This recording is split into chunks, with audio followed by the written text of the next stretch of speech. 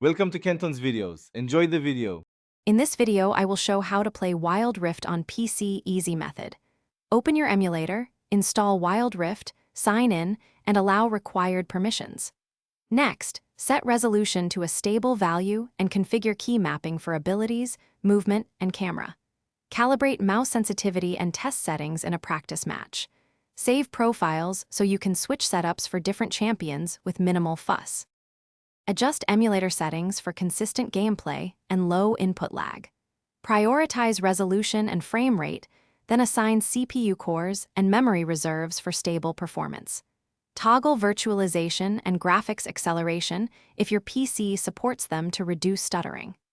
Create a dedicated profile for Wild Rift so settings remain consistent and easy to load. Restart the emulator after changes. To ensure, design an intuitive control layout that mirrors mobile actions but leverages keyboard and mouse speed.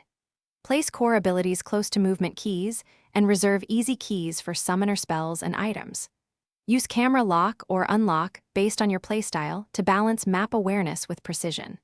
Test your mapping in a bot match, tweak delays for consistent combos, and save multiple profiles so you can switch between playstyles instantly.